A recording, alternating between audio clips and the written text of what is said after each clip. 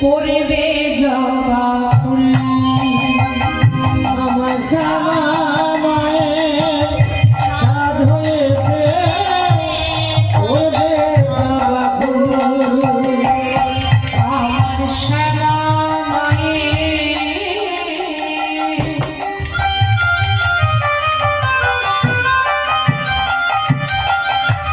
সাধ হয়েছে পড়বে জবা আমার জামা মায়ের সাধ হয়েছে পড়বে জবা ফুল তাই মনে মনে ঘুরে বেড়াই মনে মনে ঘুরে বেড়াই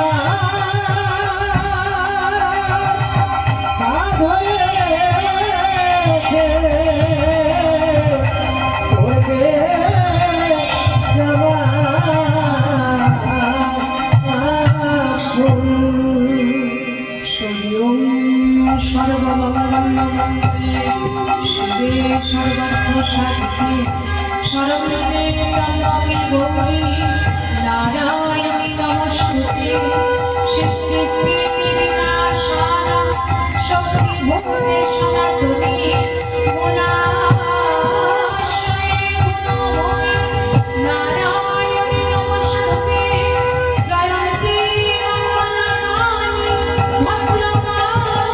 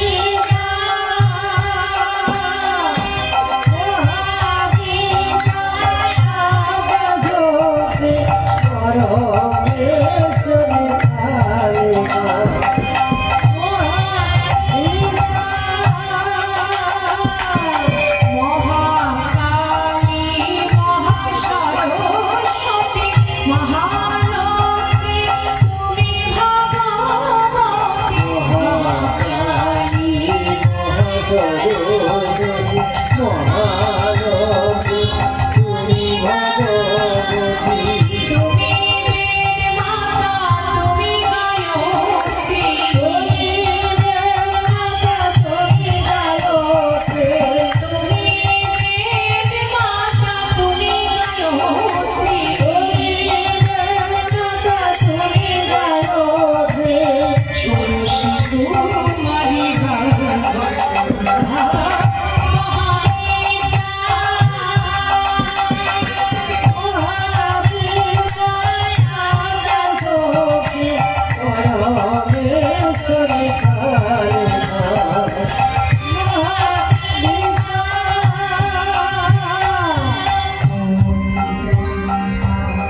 বিষ্ণুরুদ্র মা মহামায়া তব মায়ায় সৃষ্টি করিয়া করিতেছ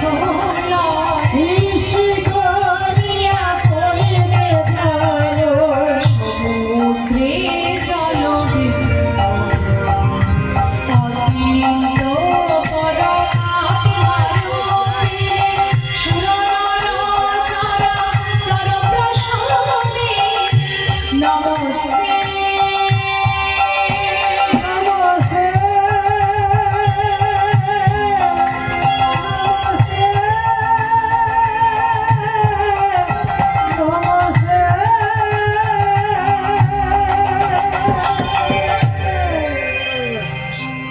বৎসয়া আজ তোমার আমার লীলা শেষ, এইবার আমার যাবার পালা। বলো তুমি যাবার সময় কি চাও? আয়ান ঘোষ ওই যে চরণ দুটি মাগো জড়িয়ে ধরেছে, আর ছাড়তে চাইছে না। কি আর চাইবো আমি, আমার চা পাওয়া সব শেষ।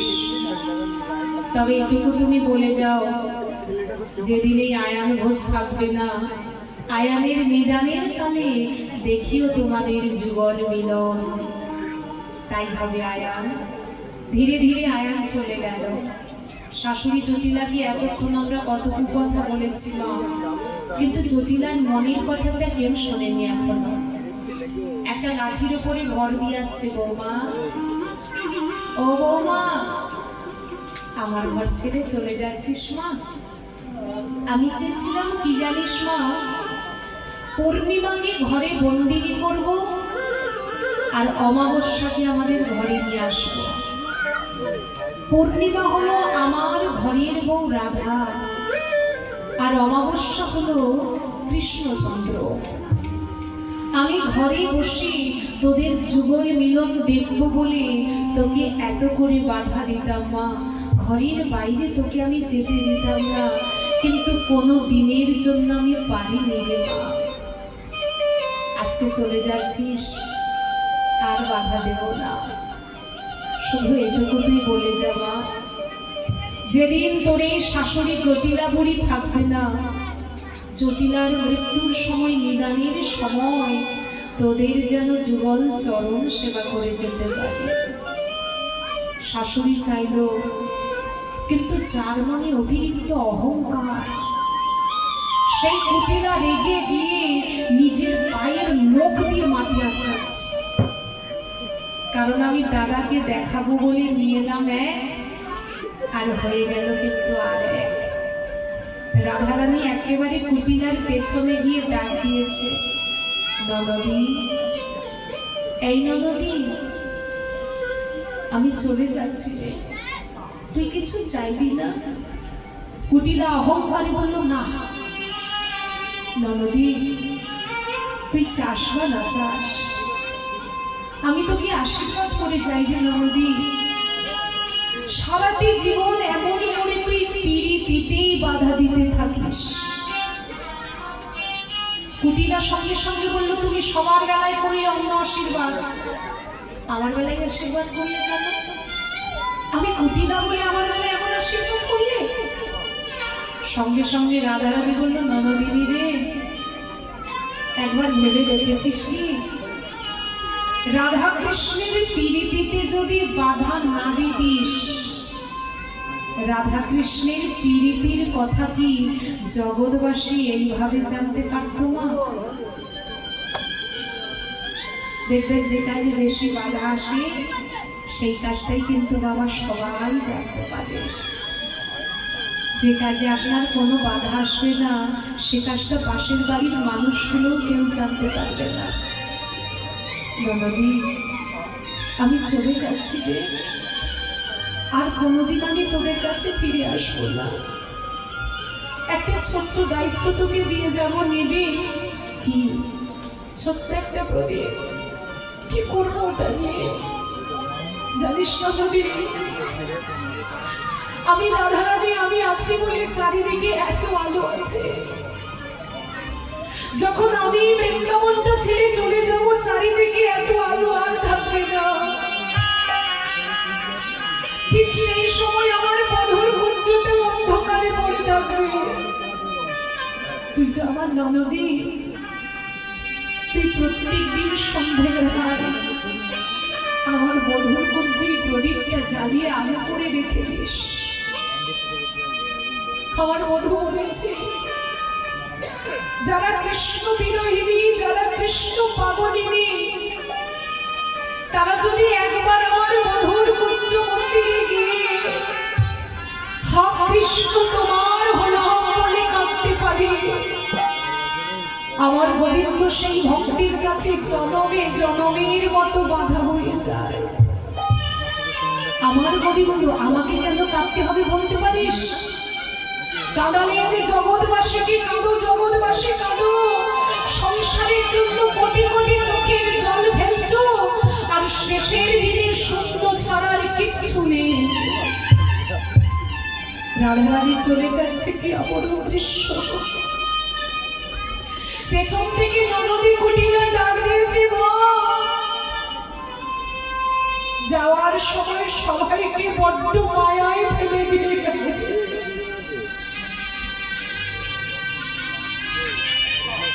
জগতে সবাই যখন ছেড়ে চলে যায় বড্ড বেশি মায়ায় ফেলে দিয়ে যায়। তুমি আমাদের সবাইকে আজ মায়ায় ফেলে দিয়ে গেলে। আমি কথা দিলাম প্রত্যেক দিন তোমার মধুর কুঞ্জে আমি প্রদীপ জ্বালিয়ে আলো করে রেখে দেব। শ্রীমতী রাধারানী চলে যাচ্ছে, কি অপরূপ দৃশ্য মাগো। এক পাশে দাঁড়িয়ে পদপদ্মা কলম দিচ্ছে, হে রাধে, তোমার জন্য সারা বৃন্দাবন আলোকিত, আর সেই বৃন্দাবনকে তুমি আজ অন্ধকার করে চলে যাচ্ছ। চলে যায় যদি বাঁধনে ছিঁড়ে,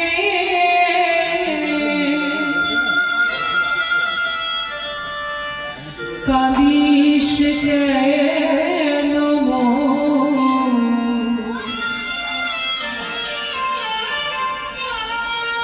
ভাঙা করা এই জীবন আছে সর্বক্ষণ। চলে যায় যদি কেউ বাঁধন ছিঁড়ে, কাঁদিস কেন ভাঙা গড়া এই জীবনে আছে সর্বক্ষণ। চলে যায় যদি কেউ বাঁধনে ছিঁড়ে,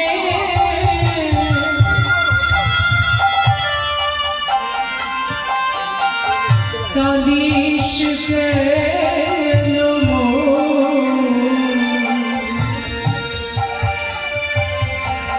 ভাঙা করা এই জীবন আছে সর্বক্ষণ। চলে যায় যদি কেউ বাঁধন ছিঁড়ে, কাঁদিস কেন ভাঙা গড়া এই জীবনে আছে সর্বক্ষণ। হাসির পরে কান্নায় আসে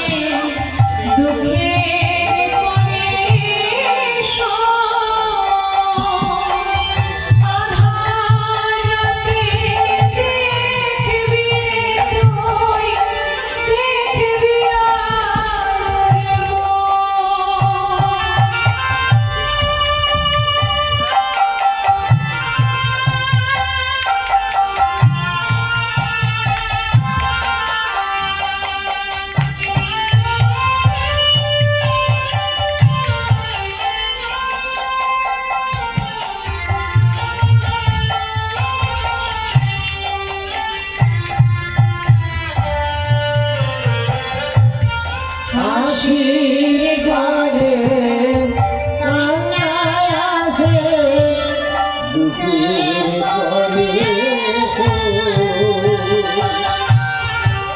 আধারাতে দেখবি দেখবি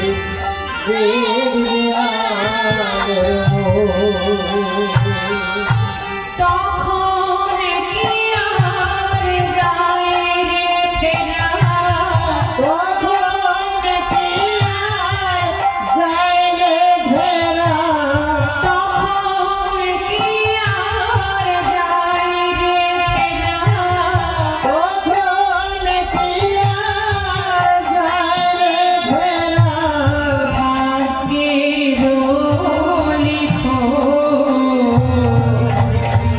ভাগাগড়া এই জীবন আছে স্বর্গ, চলে যায় যদি কেউ খবর ছিলে আমি এই জীবনে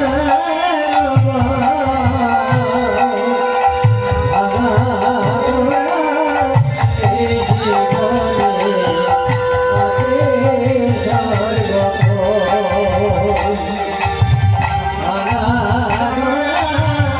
এই জীবনে আছে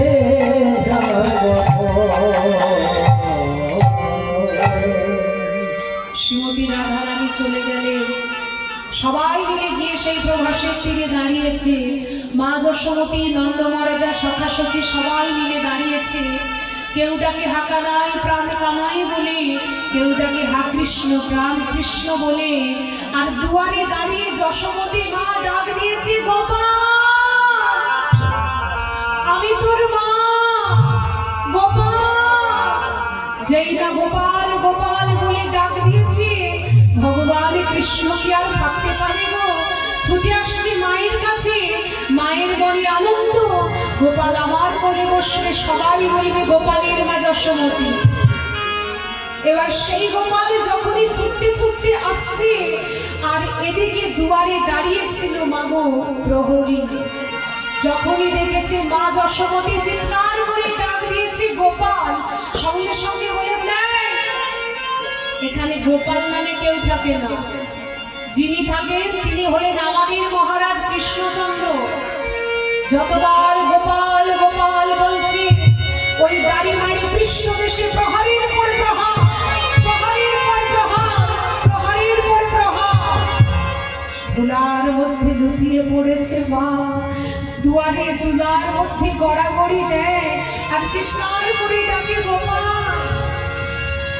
একবার আমার কাছে আয় বাবা, তুই যে আমার লোকে কত আশা নিয়ে এসেছি, তোকে একবার আমার কাছে আয়।